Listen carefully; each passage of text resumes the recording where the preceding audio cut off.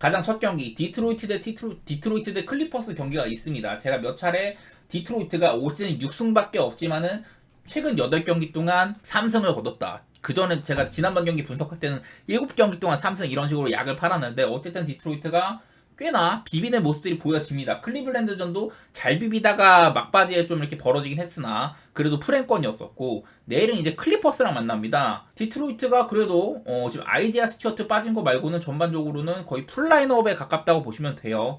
제가 뭐 디트로이트는 정상적으로 시즌을 치렀다 하면은 뭐 제일런 주렌이나 뭐 그런 친구도 부상이 없었더라면은 보그다노비치나 시즌 초반에 많은 부상들 그런 게 없었더라면 나름대로 플레이인 정도는 노려볼 만한 그런 전력이지 않나 싶었는데 시즌을 조졌고 지금 뭐 6승 41패니까 올 시즌에 플레이인 내다보는 거는 어렵고요. 탱킹을 하는 게 맞는데 올 시즌은 탱킹을 할 만한 그런 가치가 조금 떨어지는 해다. 2024년 드래프트 풀이 좋지가 않다는 얘기가 많이 들려요. 그래서 디트로이트도 뭐 대단히 탱킹을 할 이유는 그렇게 많이는 안 보이고 뭐 최근 8경기 동안 디트로이트가 득점 면에서는 여전히 지더라도 많은 득점 해주고 있고 야투율도 좋습니다. 특히 3점이 전체 2위 수준으로 잘 들어가고 있다. 반대로 실점은 120점가량 그 전보다는 실점도 많이 줄었습니다. 한마디로 디트로이트가 요즘에는 만만치 않은 팀이다 이런 것들이 생각이 되는데 문제는 내일 상대가 클리퍼스라는 거예요. 클리퍼스는 지금 폴 조지가 사타구니 부상으로 오락가락하고 있지만은 그 빈자리를 아미르 코피라든지 벤치 자원들이 상당히 잘 채워주고 있다. 클리퍼스의 여러 상승 요인들이 많지만은 제가 여러 차례 클리퍼스가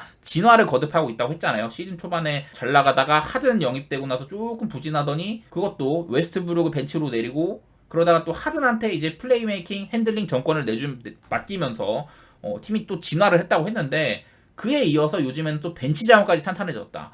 영입된 다니엘 타이스도 벤치에서 좋은 활약 중에다가 노먼 파일도 벤치에서 불 뿜고 있고 아미르 코피도 상당히 좋은 윙 자원으로 거듭나고 있고 웨스트브룩도 이제 벤치 타임 때는 이런 에너지뿐만 아니라 수비까지도 잘해주고 있거든요. 적당한 플레이 타임에 본인의 모든 것을 쏟고 있다. 그래서 클리퍼스가 좀 완성형 팀으로 거듭나고 있는 중이다 이런 얘기를 드렸는데 내일은 클리퍼스가 10.5마인이거든요. 10.5마인. 이게 클리퍼스는 저는 이런 것들을 얘기하고 싶어요. 제가 이제 또 들여다보는 것 중에 하나 이런 것들이 있는데 이게 올 시즌에 뭐 순위 같은 것들도 조금 확장해가지고 살펴본 건데요. 자세히 보면은 여기 보면 10포인트 게임이라는 게 있어요. 이게 뭐냐면은 10점 차 혹은 그 이상으로 결정된 경기의 데이터가 어땠냐. 말 그대로 10점 차 이상으로 이긴 적은 몇 번이며 10점 차 이상으로 패배한 건 몇 번이냐 이런 건데 클리퍼스가요. 올 시즌에 31승이거든요. 31승? 31승 중에 20번이 마인이었다.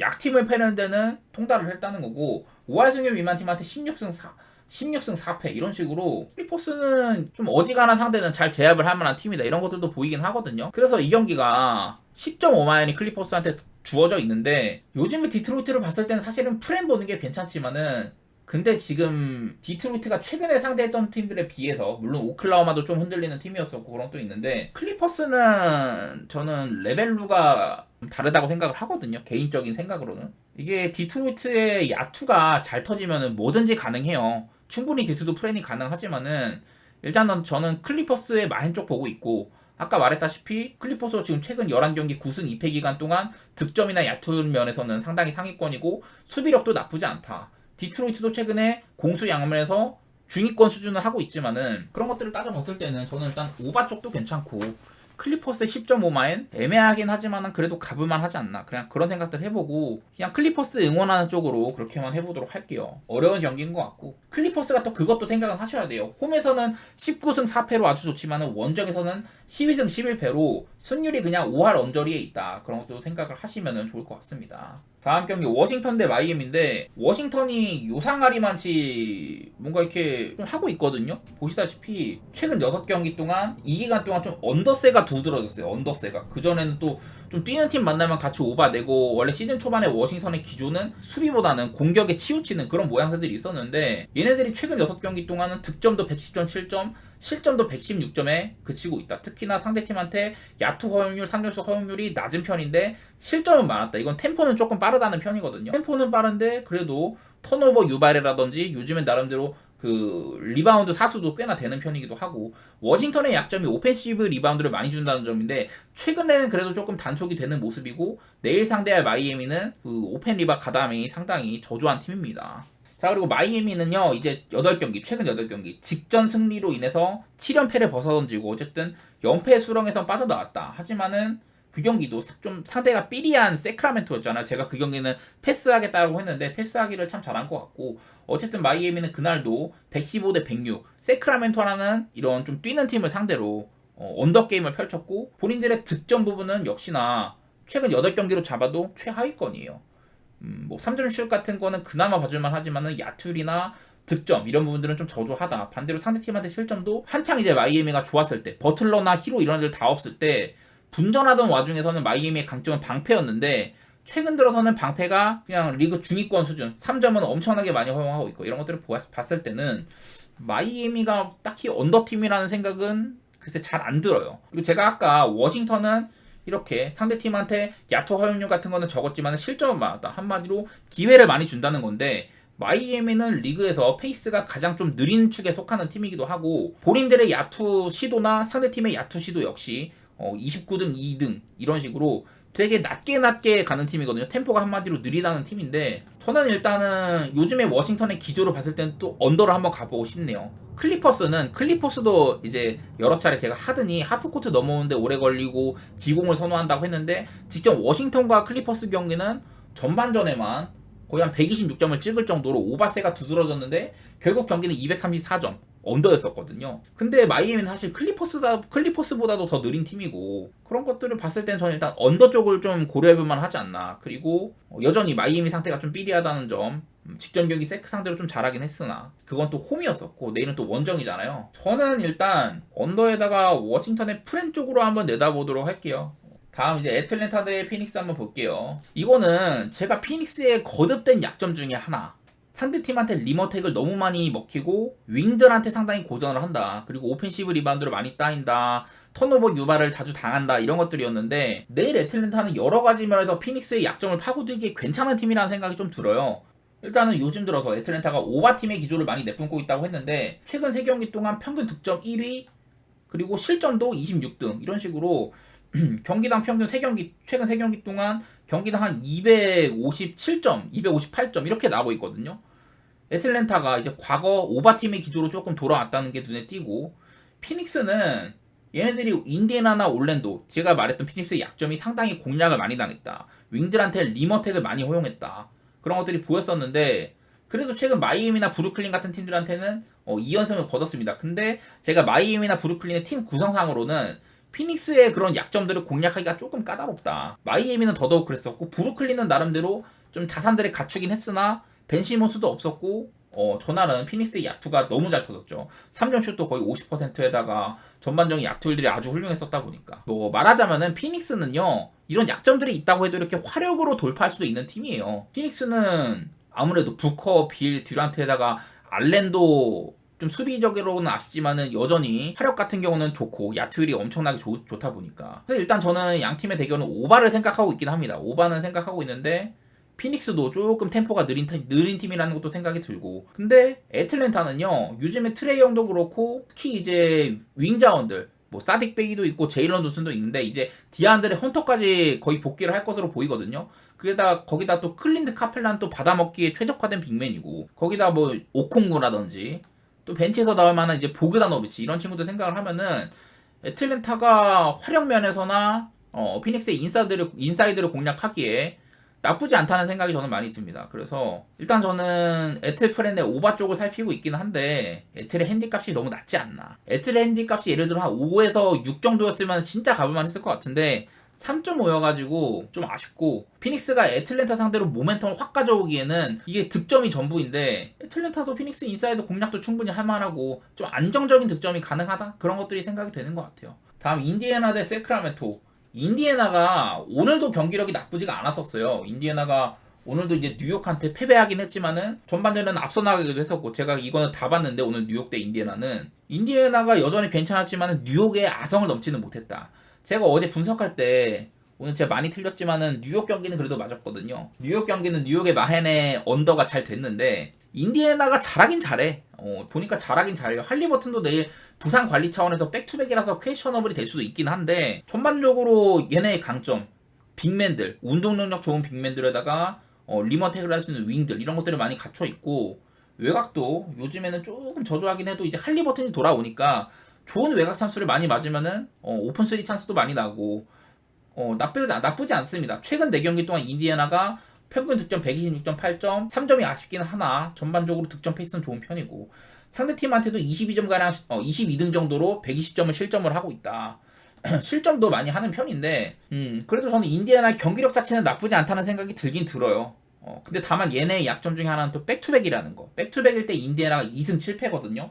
얘네가 이제 백투백일 때는 좀 안 좋았다 이런 것들이 보이긴 하는데 근데 제가 저번에 한번 말씀드린 게 인디애나가 백투백일 때 만난 팀들이 워낙에 셌었다. 그런 것들도 한번 언급했었던 것 같고 저번에 아마 포틀랜드한테 직전 세크라멘토와의 247점 경기 상당히 빡센 경기를 한 이후로 다음 포틀랜드전에 이제 3점차 패배를 당했었거든요. 백투백일 때. 그러다가 또 최근 필라델피아한테 좀 여유로운 승리를 한 이후 134대 122로 승리를 한 이후 그리고 나서 바로 피닉스전 경기 종료 3초 남기고 역전했던 경기 그날 데빈 부커가 50점 넘는 그런 경기를 했는데 그 경기를 인디애나 이겼거든요. 백투백일 때. 그래도 인디애나가 너무 백투백일 때 너무 빡센 상대를 많이 만났다는 건 있지만은 그래도 저력은 있다고 생각이 들고 저는 일단 인디애나 최근 경기력이 마음에 듭니다. 반대로 세크라멘토는 어떻냐? 세크라멘토가 얘네가 좀 알 수가 없어요. 제가 세크라멘토가 최근 8경기 중에 최근 2경기 말고 그전 6경기 그전 6경기 때는 이제 세크라멘토의 색깔 오바팀다운 색깔들이 많이 나왔거든요. 그랬는데 최근 2경기는 멤피스한테 103대 94 패배 마이애미한테 멤피스한테는 103대 94로 승리. 근데 이것도 멤피스가 워낙에 많은 결장이 있었던 경기였었고 마이애미한테는 106대 110으로 패배. 이런 식으로 세크라멘토가 그전 6경기 동안은 오바팀의 느낌도 있었고 괜찮았는데 얘네가 최근 2경기는 또 그런 것들 잃어버렸거든요. 그래갖고 분석이 어려워요. 어지간해서는 그냥 오바를 딱 찍고 말 텐데 세크라멘토가 좀 삐리하다는 점 그런 것들은 조금 걱정이 됩니다. 그래서 좀 이 경기도 저는 한번 인디애나가 백투백일 때 약하긴 하나 요즘에 경기력을 봤을 때는 나쁘지 않다. 뭐 사보니스가 버티는 인사이드긴 하나 사보니스는 수비력보다는 리바운드 사수에 강점이 있는 선수거든요. 오늘 인디애나가 제가 분석한 대로 뉴욕한테 리바운드를 엄청 당했어요. 오히려 오펜시브 리바운드를 역으로 많이 따였는데 세크는 사실 오펜시브 리바운드는 많이 시도는 안 하고 상대한테 오펜시브 리바운드를 잘 안 주는 팀이거든요. 그래서 막 인디애나가 더 많은 공격 기회를 바탕으로 그렇게 하기는 좀 어려워 보이긴 하는데 저는 일단 인디 마인에다가 오바 쪽으로 보도록 할게요. 그래도 세크라멘토는 수비보다는 공격에 강점이 있는 팀이고 얘네도 좀 외곽이 좀 요즘에 말을 많이 안 듣는데 그래도 양 팀의 기조상으로는 오바를 보는 게 맞지 않을까 그런 생각을 한번 해보도록 하겠습니다. 인디 마인에 오바를 보긴 보는데 이게 세크라멘토 때문에 경기가 좀 애매하네요. 다음 휴스턴 대 토론토 여기도 말할 것도 없죠. 그냥 어려운 경기입니다. 왜냐면 휴스턴이 얘네들도 오락가락을 되게 많이 해. 제가 몇 번 말씀드린 게 휴스턴이 요즘에 오바 기조가 많이 보인다 야투 시도 수가 많다라고 했더니 직전 뉴올리언스와의 경기에서 야투는 87개나 할 정도로 많이 했어요. 근데 3점이 30%도 안 됐고 그냥 100점도 못 넘었었죠 이 경기는. 그리고 뉴올리언스도 사실 이따가 또 말하겠지만 뉴올리언스도 얘네도 흐름을 안 타는 팀이었었거든. 근데 어쨌든 휴스턴 상대로 마이너 할 정도로 좋은 경기라고 펼쳤는데 뉴올이 일단 휴스턴에 대한 예측이 조금 힘듭니다. 휴스턴이 참 가지고 있는 자산은 나쁘지 않은데 이게 배팅을 하기에는 조금 맛이 안 들어요. 약간 내일도 기준점이 227점으로 낮은 편이거든요. 그리고 토론토도 보시다시피 최근 8경기 동안 아주 안 좋다. 득점도 그렇고 수비도 그렇고 다 25등으로 안 좋은 편에 속해요. 특히나 상대팀을 3점을 3등 수준으로 막고 야투도 17등 정도로 막았는데 실점 자체가 이렇게 낮았다. 실점 자체는 좀 높았다. 이건 뭔 말이냐면은 토론토는 그래도 빠른 페이스의 경기를 한다는 소리거든요. 거기다가 내일은 토론토가 이제 퀴클리나 바렛 모두 훈련을 소화를 했고 나올 가능성이 꽤나 높아요. 그래서 이렇게 트레이드로 딱 이적해온 친구들이 다 나온다면 그래도 그전보다는 득점 면에서는 개선될 여지가 있지 않나 싶은데 저는 이 경기는 어지간해서는 패스를 하고 싶었지만은 그래도 굳이 말하라면은 휴지 마엔의 오바 쪽을 보고 있긴 하거든요. 다음 경기 미네소타 대 올랜도 양팀 다 딱 지금 보면은 이게 색깔이 똑같습니다. 보면은 최근 7경기 둘 다 최근 7경기 동안 기조가 비슷한데 최근 7경기 동안 미네소타는 4승 3패 올랜도는 3승 4패예요. 근데 양팀 다 득점 같은 경우는 24등 미네소타 24등 올랜도는 26등 실점 미네소타 3등 올랜도 7등 이런 식으로 양팀 다 공격력은 저조하고 수비력은 좋은 한마디로 언더팀의 색깔을 지니고 있다. 내일 기준점이 213.5인데 양팀 다 최근 7경기 기준으로 봤을 때 둘 다 상당히 언더팀이라고 했잖아요. 그 야투 시도를 보시면은 미네소타가 82.3등으로 꼴찌, 올랜도가 82.4, 0.1 차이로 29등이거든요. 본인들의 공격한 시도 숫자.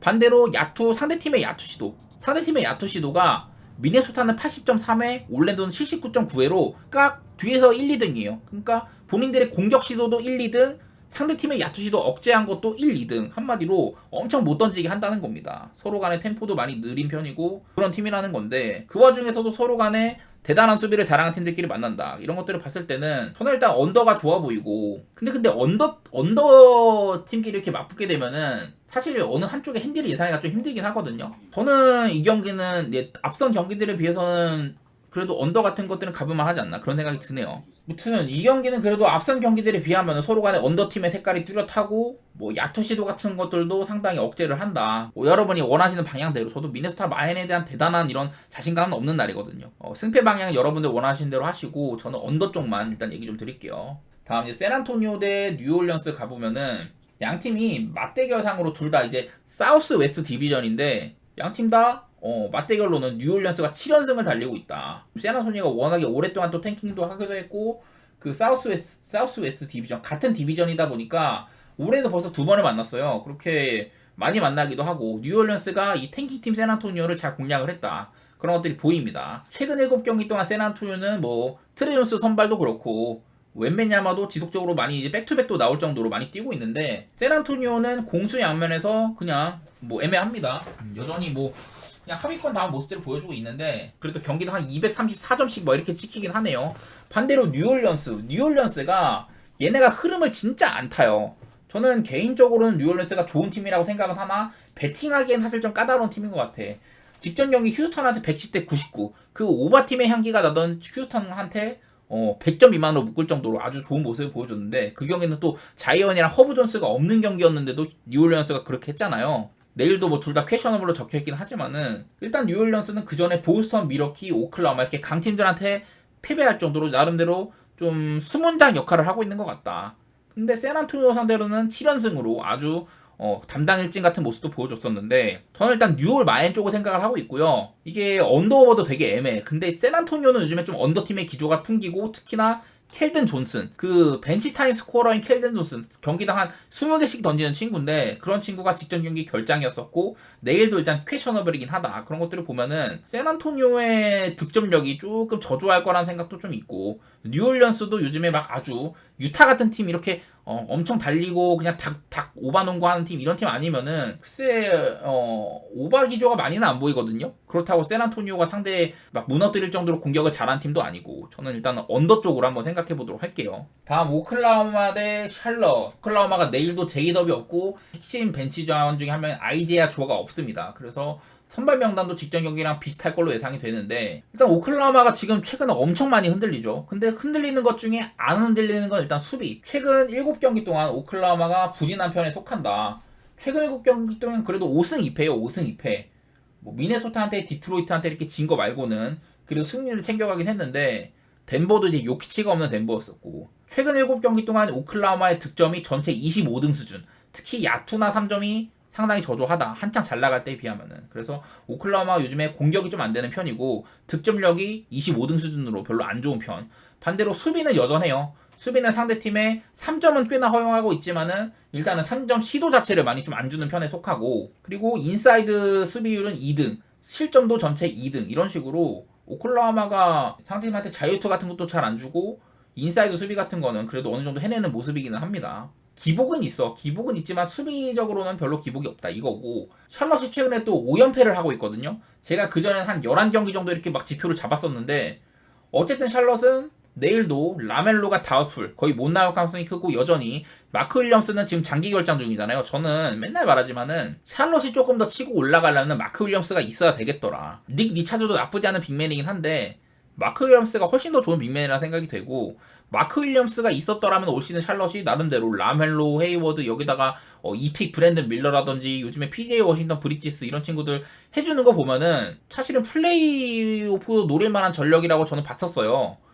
왜냐면 또 이제 동부에 약팀들이 많다 보니까 플레이인 정도는 노릴만하다고 생각을 했는데, 일단 부상도 많고 라멜로도 내일 못 나올 가능성도 크고, 그래서 샬럿이 올 시즌에 좀 저조한 경기라고 보이고 있는데, 최근에 또 5연패 중이잖아요. 특히 5연패 와중에 디트, 휴스턴, 유타, 뉴욕, 시카고 대부분이 좀 이제 약한 팀이죠. 뉴욕 말고는 뚜렷한 강팀 없는 와중에서 5연패를 했었고 그냥 득점이나 수비 양면에서 이렇게 하위권의 전력을 보이고 있다. 수비도 안 되고 공격도 안 되고 그렇기는 한데 저는 드는 생각이 이게 오클라호마가 나는 16.5면은 지금 상태의 오클라호마라면은 샬롯의 프렌 한번 봐도 되지 않을까 이런 생각도 들거든요. 말씀하신 것처럼 둘 다 저득점 팀이고 오클라호마가 16.5 기준으로는 그렇게 시원시원한 마인을 했던 게 이제 뉴올리언스한테 83점으로 묶었던 거, 샌안토니오 140점 내면서 대파했던 거 그런 것들 말고는 최근에 무난한 마인을 한 적이 별로 없기는 하거든요. 저는 요즘에 오클라호마의 기조로 생각했을 때는 그냥 샬롯의 프렌 같은 거 한번 눌러볼 만하지 않나.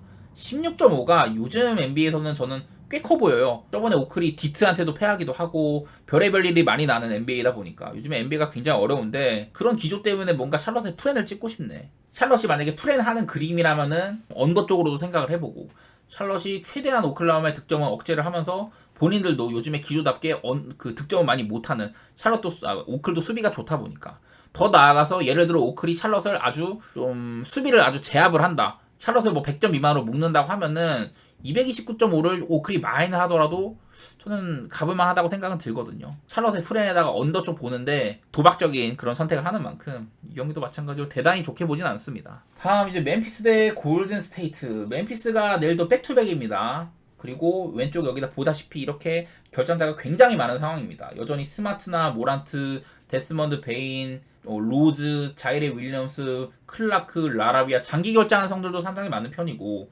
여기다가 요즘에 좋은 활약해주고 있던 루크 캐너드도 결장. 오늘 멤피스 대 클리블랜드도 사실은 멤피스가 굉장히 잘 싸웠었어요. 이게 4쿼터 때는 뭐 거의 마행당하는 그림까지도 아니었어 사실은. 오늘 결국에도 클리블랜드가 딱 7점 차. 저는 이거 어제 절반에 베팅을 했었어요. 그러니까 어제 5점을 때도 가고 오늘 7점으로 바뀌었을 때는 조금 얼버무리긴 했었죠. 클리블랜드가 마헨이 7점은 조금 그래도 어제보다는 별로인 것 같긴 하다. 그래도 가볼만 하다. 이렇게만 얘기를 했는데 딱 7점에 그쳤었죠. 사실 그거는 미첼이 자유투 막판에 그거 하나 넣었으면은 마헨인데 오늘 멤피스가 그래도 나름대로 클리블랜드 상대로도 잘 버텼습니다. 최근에 멤피스가 저번에 그 세크라멘토는 약간 무기력하게 패배는 했지만은 인디애나한테도 잘 싸웠고 그 전에 올랜도, 마이애미, 토론토한테도 3연승 이렇게 여러 선수들 뭐 스마트, 모란트, 베인 뭐 많은 선수들이 결장하는 와중에서도 이가 없으면 잇몸이 없으면은 틀리로 승부를 한다고 했는데 제가 그 틀리 멤버들 중에 콘차, 빈스 윌리엄스, 루크 캐너드 이렇게 많이 언급을 드렸잖아요. 근데 그 중에는 오늘 캐너드가 없는 경기였는데도 클리블랜드라는 동부의 강팀 상대로 잘 비볐다. 그런 것들이 보이더라고요. 그래서 일단은 멤피스 경기도 베팅하기가 상당히 까다롭다 그런 생각은 드는데 내일은 일단 멤피스가 백투백 올 시즌 멤피스는 백투백일 때 1승 7패 경기당 평균 104.4점에다가 야투율 같은 것도 또 별로 안 좋았었고 반대로 상대팀한테는 110.8점가량 실점을 했다. 뭐 야투 같은 것도 방어가 썩 잘 되지는 않았었습니다. 최근 10경기 멤피스의 기조는 4승 6패로 일단 데이터 자체는 좋은데 득점은 전체 꼴찌 그리고 수비도 8등 수준. 특히나 뒤쪽에 보시면 이런 것들 야투 허용률이나 3점슛 허용률이 실점에 비해서 높은 순이다. 좋지 않다는 소리예요. 근데 실점이 적었다는 거는 상대팀의 템포를 늦추는데 일가견이 있다. 제가 뭐 여러 차례 올 시즌의 발견인 빈스 윌리엄스라든지 뭐 여러 선수들 많이 얘기를 드렸었죠. 멤피스는 수비 기조는 여전하다. 거기다가 오늘처럼 알다마 같은 친구들 빈스 윌리엄스도 오늘 17득점. 자책주도 잘해줬고요. 그런 것들 봤을 때는 멤피스가 이 뭐랄까 언더 프렌에 약간 최적화돼 있다는 생각이 들긴 들거든요. 언더에다 프렌 게임을 하는데 근데 일단 내일 상대가 골든 스테이트죠. 골스가 거의 한 열흘간의 경기를 못한 이후 4경기 동안은 상당히 많은 득점력을 뽐내고 있다. 제가 여기 잘못 적어서 13.5라고 적었는데 아마 137.5인가 그럴 거예요. 최근 4경기 동안 골스의 평균 득점이 아주 빗발치는 상황이고 그리고 반대로 상대팀한테는 124.5실점 대단히 많은 실점을 하고 있다. 한마디로 골스는 오바 게임을 보기에 적합하다는 건데 템포도 빠른 편이고 내일은 일단 골스가 원정이기도 하고 멤피스라는 언더팀을 상대를 한다. 골스도요. 얘네도 직전 경기 필라델피아와의 경기도 226점밖에 안 났거든요. 언더를 보라면 언더가 날만한 팀이기도 한데 나는 근데 골스 게임에서 224.5면 좀 낮은 것 같아. 일단은 골스는 뛰어야 되는 팀이고 지금 또 쿠민가 같은 애 살리려면은 일단 뛰어야 되거든요. 왜냐면 지공에서는 쿠민가 같은 애들이 사실은 자잭주나 이런 친구들이 버티는 인사이드를 공략하기가 쉽지가 않아. 자 멤피스는요. 여기 보시면 이거 오피테인의 야투 방어는 전체 1등 수준이거든요. 올 시즌에. 근데 3년 수비는 외곽 수비는 전체 26등 수준으로 안 좋은 편이다. 이런 것들을 봤을 때는 골든 스테이트 같은 팀들 드라이브인을 가장 이렇게 안 하는 팀. 드라이브인 시도가 리그에서 꼴찌죠. 말 그대로 드리블도 파라든지 이런 거 해갖고 상대의 골 밑으로 파고 들어가고 마무리 짓는 이런 빈도는 상당히 낮은 팀이란 말이야 골스가. 그래서 멤피스 상대로 골스가 상성적으로는 유리한 부분이 있다. 기본적으로 골스는 외곽이 괜찮은 팀이고 특히나 최근 오바 게임을 하는 와중에 최근 4경기 동안은 3점슛이 45%로 들어가고 있거든요. 물론 그건 홈이긴 하지만은. 근데 멤피스도 사실 올 시즌 원정에서 13승 13패인데 홈에서는 5승 17패예요. 멤피스는 뚜렷하게 홈 강점이 없다는 점. 뭐 그런 것들도 고려를 하면은 저는 이거 골스의 마헨 오바를 좀 볼만하지 않나 그런 생각들이 들고 또 그런 것도 있어요. 올 시즌에 골스가 20승 24패로 저조하잖아요. 근데 얘네가 5할 이상의 팀들한테는 8승 22패인데 5할 승률 미만의 팀 상대로는 12승 2패. 그러니까 말 그대로 이제 5할 승률 미만 팀들 가운데선 골스가 왕초다. 그런 것들도 있고 해가지고 저는 내일 일단 골스의 마인 쪽 보고 언더오버는 오바 쪽으로 생각해 보도록 할게요. 뭐 이 경기도 멤피스가 워낙에 지금 라인업 예측도 안 되는데 요상하리만치 잘 비빈다 이런 것들이 있기 때문에 예측이 쉽지는 않습니다. 그리고 이제 마지막으로 덴버 대 포틀랜드 해볼 텐데 덴버가 내일 요키치가 나올지 모르겠습니다. 그게 걱정이에요. 요키치가 나오고 안 나오고에 따라 덴버의 경기력이 요동치는 편인데 직전 오클라호마의 경기는 그래도 5.5가 오클 마인이었는데 덴버가 프레임을 했었었죠. 그만큼 덴버 경기가 좀 애매합니다. 일단 그리고 홈이기도 하고 덴버가 홈 덴버인데 요키치 때문인지 몰라도 11.5만밖에 안 받았다. 근데 모르겠어. 난 요키치가 어떤 부상인지 지금 자세히 나오지는 않고 있는데 근데 요키치가 막 그렇게 시즌을 치르는데 어려움을 겪을 만한 그런 부상이란 소식은 지금 잘 안 들리고 있는 것 같거든요. 일단은 그런 부분들 때문에 내일 어지간해서는 덴버가 요키치가 나오지가 않을까 그런 생각들이 들긴 들어요. 그래서 전반적으로 덴버가 내일 요키치만 나온다면은 크게 결장 같은 건 없는 상황인데 포틀랜드가 요즘 들어서 제가 여러 차례 브록던, 사이먼스, 그랜트 이런 3명의 친구 3인방 바탕으로 좋은 경기력 보여주고 있다. 포틀랜드가요 최근 8경기 동안 이렇습니다. 득점 부분도 18등, 실점도 15등. 얘네가 그전에는 득점이나 실점 양면에서 공수 양면에서 그냥 이도저도 아닌 팀이었는데 그래도 요즘에는 공격도 꽤나 치고 수비도 꽤나 치거든요. 특히 직전 경기에서는 홈에서 미러키 잡고 그전 경기는 엔비드가 없긴 했지만은 필라델피아 잡고 얘네는 사실 공격이 뭐가 없기는 해. 오펜시브 리바운드 따고 풋백 득점 그리고 수비도 외곽은 최대한 맞고 인사이드는 내주는 뭐 그런 스타일의 경기 운영을 하는데 덴버는 뭐 드라이브인 같은 건 저조하지만은 상대 페인트 존 안쪽에서 득점은 전체 7등 수준으로 많은 편이에요. 한마디로 이렇게 덴버가 막 3점을 엄청나게 많이 던지는 팀도 아니고 포틀랜드 상대로는 꽤나 본인들의 강점을 가져갈 만하다 이런 생각들이 들어요. 덴버가 근데 좀 3점을 안 던지는 경기라면 언더가 나는 경우가 많은데 근데 요즘의 포틀랜드의 기조는 오바란 말이죠. 오바. 그래서 저는 일단 오바 쪽을 보고 있고 이게 11.5만이 되게 애매한데 요키치가 있으면은 홈덴버라면은 조금 많이 할 수도 있지 않을까 그런 생각이 들긴 하는데 최근 7경기 동안 덴버가 5승 2패이긴 한데 최근 7경기 동안 득점이 28등 수준이고 야투나 3점 모두 다 극악이거든요. 뭐 공격이 말 그대로 덴버가 최근 7경기는 정말 안 된다. 반대로 수비는 리그에서 5손가락 안에 드는 이런 수비팀으로 보이고 있어가지고 이게 애매해요. 저는 일단 경기는 포틀랜드의 기조를 조금 생각하면 오바로 갈 것 같긴 한데 이게 덴버가 오바가 나려면 득점을 많이 해야 되잖아. 이게 덴버가 한 득점을 그만큼 해줄 수 있을까 이런 생각도 좀 들고 상당히 까다롭더라고. 그래서 승패는 11.5만에는 굉장히 커요 솔직히 지금의 덴버가 해내기에는. 근데 또 이게 홈이기도 하고 많은 생각이 드네. 왜냐면 요즘에 덴버가 홈에서 워낙에 강팀들만 많이 만났어. 최근 덴버가 홈에서 미러키, 필라델피아, 인디애나, 뉴올리언스 이런 팀들 만나가지고 전부 다 좀 이제 프랭권에 내줬단 말이야. 상대팀한테 프랭권에 내줬는데 그래도 디트로이트 만났을 때 승리하고 샬럿 만났을 때도 마인하고 이런 것들 보면은 좀 리그 내 약팀들은 그래도 사냥할 만하지 않나 이런 생각도 들고 올랜도한테 패배하고 홈에서 오클한테 지고 이런 건 있지만은 멤피스도 대파했었고 그런 것들 보면은 포틀랜드 정도 위치에 있는 팀은 마인할 만도 하지 않나 이런 생각도 들고 되게 어려운데 저는 덴버 마인의 오바 쪽을 생각하고 있긴 합니다. 호주 대 한국 먼저 해볼게요. 단적으로 우리나라랑 이렇게 상대전적 상으로는 아시안컵 같은 이런 중립구장에서의 대결 같은 경우나 그런 것들을 봤을 때는 전체적으로 또 이렇게 한 점차 승부 내지 무승부 이렇게 햄무나 무승부 가기가 일단은 괜찮아 보이는 맛이 있다. 그런 것들이 보이죠. 뭐 아무래도 아시아 이런 지역 예선 자주 맞붙었던 팀이기도 하고 전반적으로 어느 한쪽이 이렇게 쉽게 우위를 점하는 모습이 잘 안 나왔었습니다. 양팀 다 단적으로 호주 같은 경우도 지금 무패 행진, 우리나라도 이렇게 무패 행진 달리고 있잖아요. 어느 한쪽이 뭐 분위기가 어떻다 이렇게 말씀드리기가 조금 어려워요. 우리나라가 3경기 연속으로 무승부로 안 좋은 상황에 있긴 하다. 근데 뭐 호주라고 해가지고 뭐 인도네시아 같은 약팀 대파한 거 말고는 대단히 어떤 좀 쉬운 팀 만나가지고 대파한 거 말고는 그렇게 뛰어나게 돋보인다 이렇게 말씀드리긴 좀 어려운 상황입니다. 또 호주에 대해서 말씀드릴 게 추가적으로는 이게 제 블로그에 가시면은 제가 뭐 몇 번 월드컵 대비해가지고 이렇게 쭈루룩 조별마다 이렇게 조사를 해왔었고 호주도 마찬가지로 이렇게 조사를 했었습니다. 근데 지금의 호주는요 대단히 라인업이 많이 바뀌어 있다. 이때 당시에 제가 뭐 어떤 선수들이 주전으로 뛸 것이며 어떤 전술을 쓴다 뭐 이런 것들 많이 말씀드리는데 근데 너무 많이 바뀌었어요 호주가. 그래서 전력 분석도 애매해. 호주의 이번 대회 소집 명단인데 뭐 골키퍼 같은 경우는 매튜 라이언 골키퍼가 그대로 뜁니다.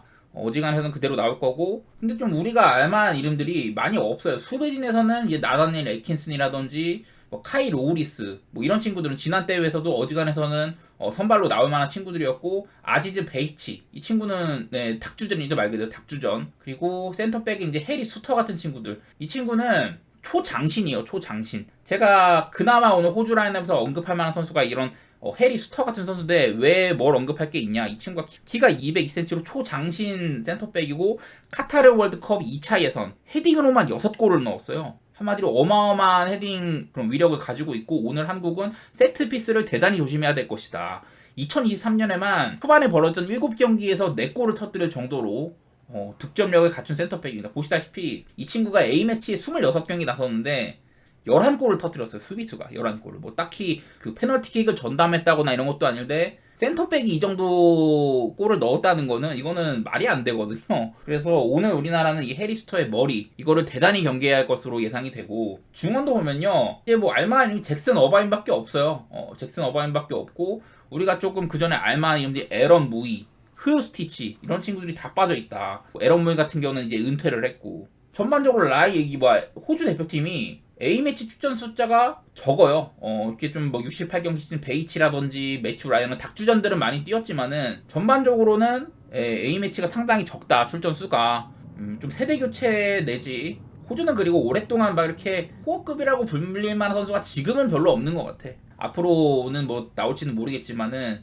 당장에는 이제 팀을 조금 꾸려가는 와중에 있다 이런 생각이 조금 들고 공격진에도요 이제 오랫동안 대표팀의 얼굴이었던 매튜 레키 같은 애들도 이제 없는 상태이고 호주 대표팀의 전력이 막 우리나라만큼 진짜 다 이렇게 막 다 끌어모아가지고 베스트 라인으로 나왔다 이렇게 얘기하기까지는 조금 무리가 있는 상태인 것 같습니다. 이번 대회 라인업이 사실 좀 빈약한 편이다 이런 생각들은 들긴 듭니다. 아무래도 양팀의 맞대결상 이렇게 무승부 내지 햄무 같은 것도 굉장히 많았었고 우리나라 현재 경기력이 썩 좋은 편은 아니다. 그리고 호주가 이렇게 세대 교체 같은 것들을 많이 하고 있지만은 최근 A매치 데이터 자체도 아주 훌륭한 상황이거든요. 저는 이 경기는 그냥 무승부나 햄무같이 좀 고배당 같은 걸 노릴 만한 게임이 아닌가 싶기는 한데 대단히 맛있는 경기는 아니다. 우리나라 응원은 하지만은 현재 폼도 그렇고 갈만하다 이렇게 내다보긴 조금 어려운 상황인 것 같아요. 아틀레틱 빌바오 대 마요르카 이거는요 그냥 길게 얘기 안 하겠습니다. 빌바오의 홈 데이터, 마요르카의 원정 데이터 이런 것들만 보셔도 방향성 자체는 정해져 있는 것 같다. 방향성 자체는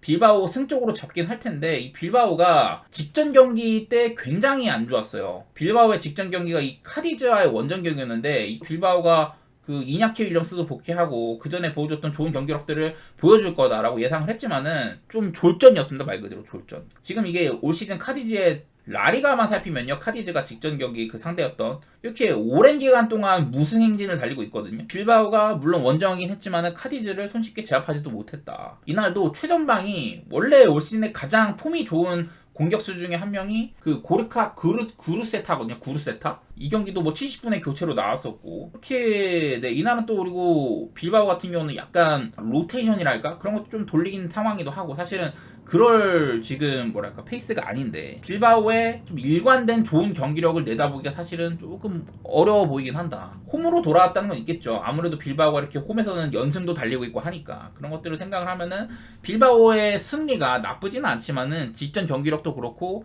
의심은 간다. 이런 생각들이 조금 들긴 듭니다. 오늘도 마찬가지로 마요르카는 이렇게 원정 무승 행진을 달리고 있긴 하지만은 얘네들이 최근에는 그래도 나쁘지 않은 편이거든요.